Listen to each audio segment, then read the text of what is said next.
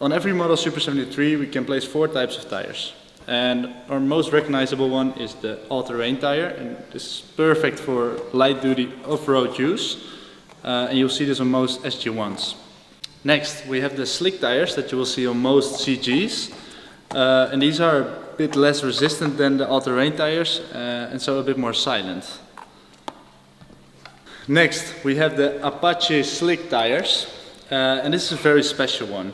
It's the first of its kind on the road, and it gives you all the advantages of a larger tire, but it still has the lowest road resistance. So if you want something special, go for the Apache slicks. And finally we have our very cool new Badger tire, which comes standard on the S2 and the RX. And this tire is actually a blend of motorcycle and bicycle tire construction, and it's made for both on and off-road use. Today we're changing this tire on the S2. Don't forget to order your inner tubes, otherwise you still have a flat tire after this tutorial. So let's talk about what you really want to hear. I could change the tire in a workshop, but I'd like to show you how you can do this in your living room. We're going through this fast, so you might want to pause the video after every action. First, make sure the bike is in its smallest gear, so it will be easier to remove the wheel and put on the chain later on.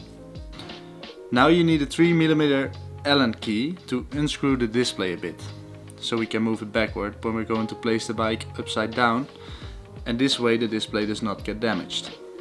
Loose the battery to lose weight so you can lift it easier and make sure there's no power output in your bike.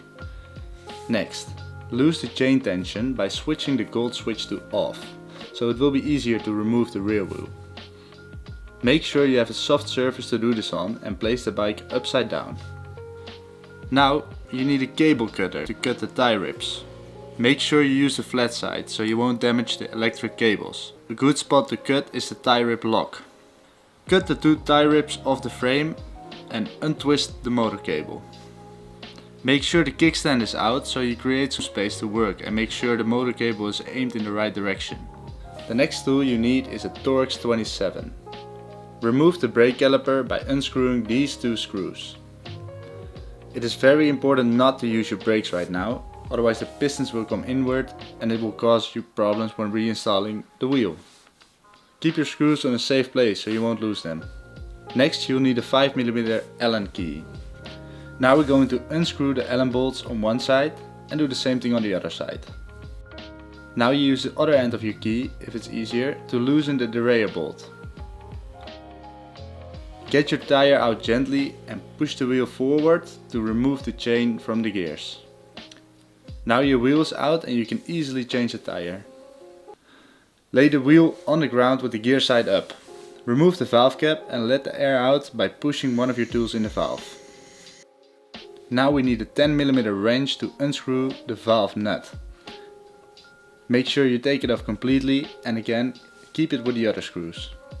Take out the inner tube.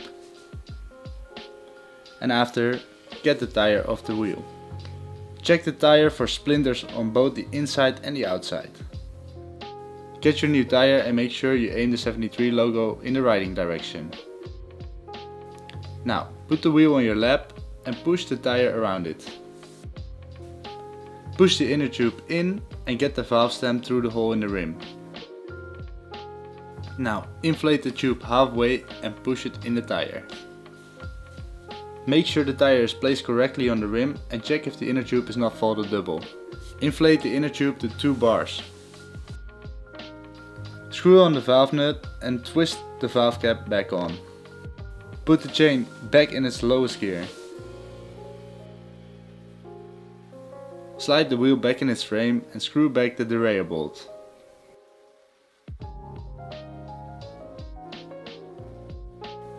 Now screw the 2 black Allen bolts on each side and make sure it's not too tight so you can still shift the wheel back in place.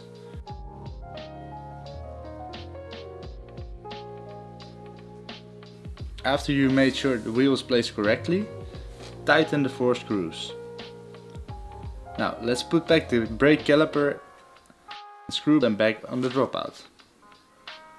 Make sure you use the Torx 27 tool for this. Screw the motor cable back together and make sure it is attached to the frame with the tie rips. And again, use the flat side to cut the remaining tie rip. And there you go, you fixed your tire.